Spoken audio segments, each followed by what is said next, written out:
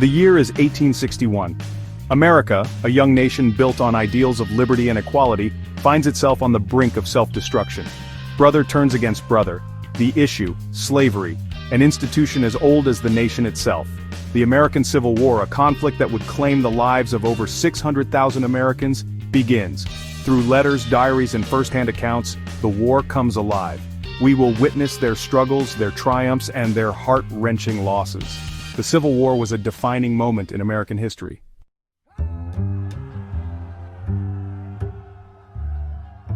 The echoes of the Civil War still resonate today. The issues of states' rights, equality, and the legacy of slavery still spark debate. This is a testament to the war's profound impact. Our journey will take us from the battlefields of Gettysburg to the homes of those who lived through the conflict. We will hear the voices of soldiers, slaves, politicians, and everyday citizens. Their words will paint a vivid picture of a nation divided.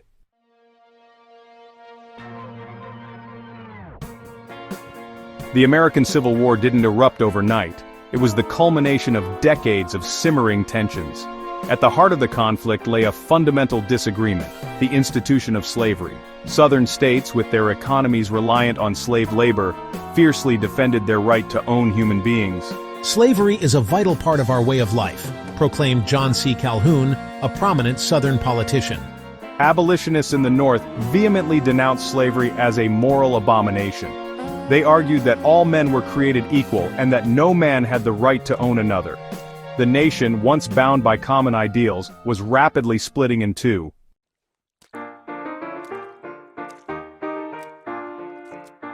Beyond the moral arguments, the issue of slavery had deep economic roots. The South's economy was heavily reliant on agriculture, particularly cotton. Vast plantations worked by enslaved Africans generated immense wealth for their owners. Our prosperity depends on the labor of our slaves, wrote a Southern planter in his diary. The North, with its growing industrial economy, had less dependence on slave labor. They believed that a free labor system, where workers were paid for their efforts, was more efficient and just.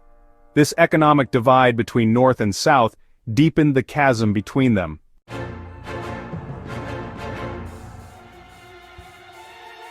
As the debate over slavery intensified, the issue of states' rights took center stage. Southern states, fearing that the federal government would abolish slavery, argued that they had the right to secede from the Union. "We will not be dictated to by Washington," roared a fiery secessionist at a rally. The North, however, maintained that the Union was indivisible. They argued that secession was illegal and that the federal government had the right to enforce its laws throughout the land. The nation, deeply divided over the issues of slavery and states' rights, teetered on the brink of war.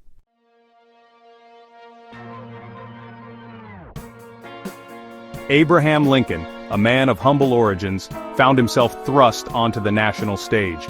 Elected president in 1860, he inherited a nation on the verge of collapse. While personally opposed to slavery, Lincoln's primary goal was to preserve the Union. "A house divided against itself cannot stand," Lincoln famously declared during his campaign.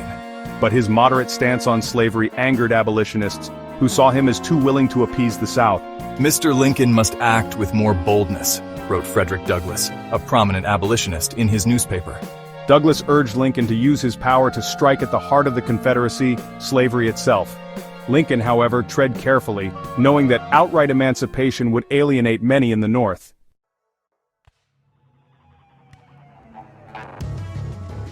On the battlefields of the Civil War, two men emerged as giants of military strategy: Ulysses S. Grant for the Union and Robert E. Lee for the Confederacy.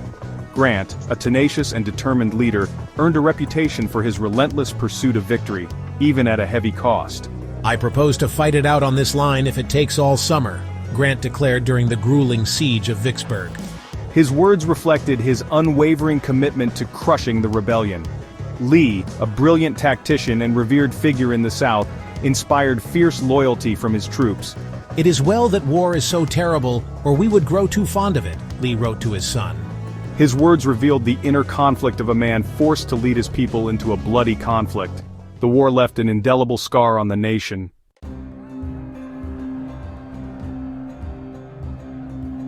Jefferson Davis, President of the Confederate States of America, carried the hopes and aspirations of the South on his shoulders. A West Point graduate and former Secretary of War, Davis possessed a strong military background and an unwavering belief in the righteousness of the Southern cause. "We seek only to govern ourselves, to live under our own laws, and to manage our own affairs," Davis proclaimed in his inaugural address. However, Davis faced an uphill battle. The Confederacy, plagued by internal divisions and a shortage of resources, struggled to match the industrial might of the North. Davis, despite his best efforts, found himself leading a nation increasingly isolated and outmatched. The Civil War raged on, testing the limits of human endurance.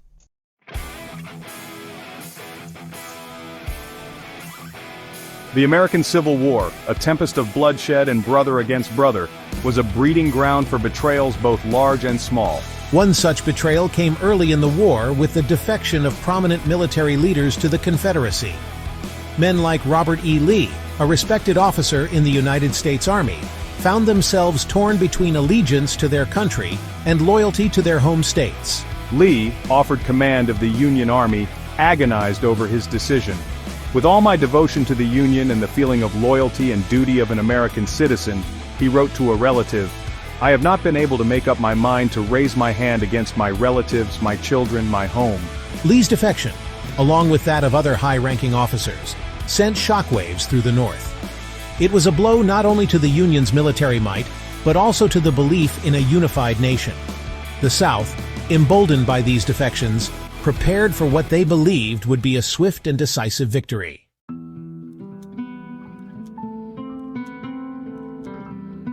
Betrayal in the Civil War was not confined to the battlefield. Political maneuvering and shifting alliances created a climate of suspicion and distrust. One such figure was John C. Breckinridge, a former vice president of the United States. A Southerner by birth, Breckinridge initially sought compromise and reconciliation. "The Union, without some guarantee of common rights and safety, is to me a curse," Breckinridge declared in a fiery speech. Breckinridge's decision to join the Confederacy stunned many in the North. Here was a man who had sworn an oath to uphold the Constitution, now aligning himself with those who sought to tear the nation apart. His story, like that of Robert E. Lee, highlighted the agonizing choices forced upon individuals by the tumultuous events of the era. The war tested the limits of loyalty and conscience.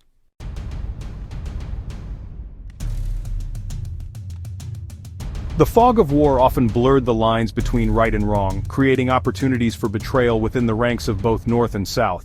Spies, operating in the shadows, exploited these uncertainties, feeding information to the enemy and undermining the war effort. One such figure was Elizabeth Van Lew, a wealthy socialite from Richmond, Virginia, the heart of the Confederacy. A staunch Unionist, Van Lew used her position and connections to gather intelligence for the North. Operating under the code name Crazy Bet, Van Lew cultivated a network of informants, including slaves working in Confederate households. Her intelligence, smuggled out of Richmond in coded messages and hidden compartments, proved invaluable to Union commanders.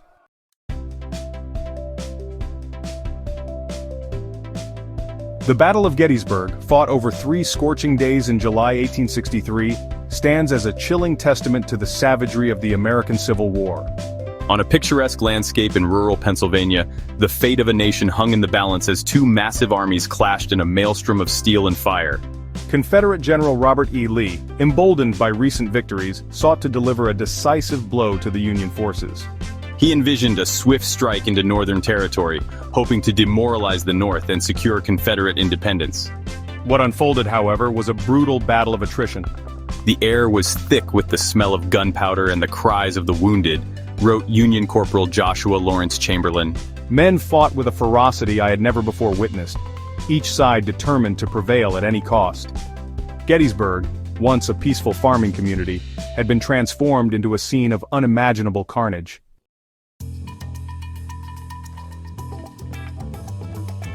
On the second day of the battle, the focus shifted to a small rocky hill known as Little Round Top. There, Chamberlain's 20th Maine Regiment, exhausted and low on ammunition, found themselves facing repeated charges from Confederate forces. Chamberlain, a former professor of rhetoric, rallied his men with a stirring speech, urging them to hold their position at all costs. "We are the extreme left of the Union line," he declared, his voice echoing across the smoke-filled battlefield. If we fail here, the enemy will roll up our entire flank and the battle, perhaps the war, will be lost. With ammunition running low, Chamberlain made a daring decision. He ordered his men to fix bayonets and charge down the hill in a desperate counterattack. The 20th Maine's heroic stand on Little Round Top proved to be a pivotal moment in the Battle of Gettysburg.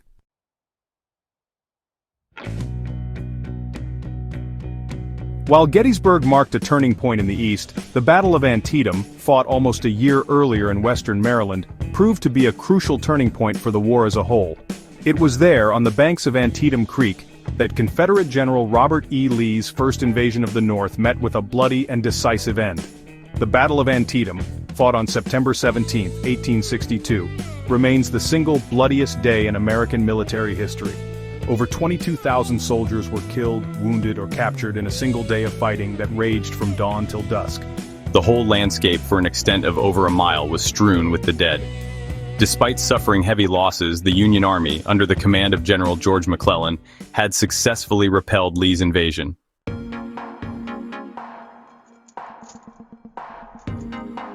The guns fell silent in 1865, marking the end of the American Civil War. The Union had been preserved, slavery abolished, yet victory came at a staggering cost. Over 600,000 soldiers lay dead, countless others forever scarred by the horrors they had witnessed. The South, once a bastion of agrarian prosperity, lay in ruins, its economy shattered, its social fabric torn asunder. The task of rebuilding a nation broken by war fell upon a grieving and divided populace. The sudden emancipation of 4 million slaves, while a testament to the war's noble cause, created a new set of challenges. The road to reconciliation, paved with the best intentions, would be long and arduous.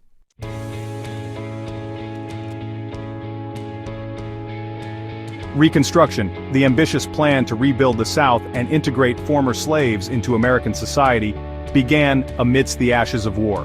The federal government, led by President Andrew Johnson, a Southerner himself, sought to bind the nation's wounds while grappling with the complexities of racial equality. The Freedmen's Bureau, established to aid former slaves in their transition to citizenship, faced an uphill battle. Tasked with providing education, healthcare, and economic opportunities, the Bureau was often understaffed, underfunded, and met with resistance from white Southerners who resented federal intervention. "We must educate ourselves and our children," wrote a black teacher in a letter to a Northern benefactor. "Education is the key to our future, the only way to rise above the legacy of slavery." The South, however, was not a monolith. While some white Southerners embraced the promise of a new era, others clung to the vestiges of the old order. The rise of white supremacist groups, such as the Ku Klux Klan, sowed terror and intimidation, seeking to maintain white dominance through violence and intimidation. Reconstruction, once a beacon of hope, struggled to overcome the deep-seated racial prejudices that continued to plague the nation.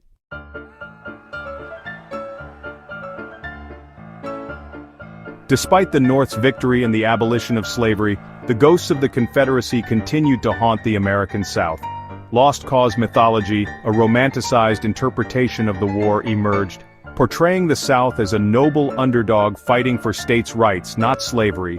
Confederate heroes were venerated, their statues erected in town squares, their names etched in stone monuments. "We may have lost the war," a former Confederate soldier wrote to his son, "but we will not let them erase our history, our heritage." This romanticized view of the Confederacy obscured the brutal realities of slavery, and the war fought to preserve it. It fueled a culture of nostalgia for a bygone era, a time when white supremacy reigned supreme. The legacy of the Confederacy, far from fading into history, continued to shape Southern identity and influence national politics for decades to come.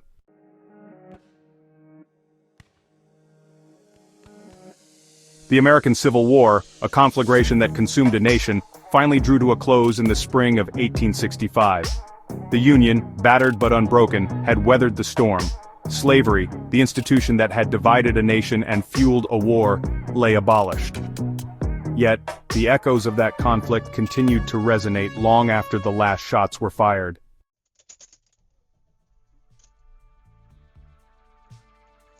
The Civil War, for all its horrors, reminds us of democracy's fragility and the dangers of division.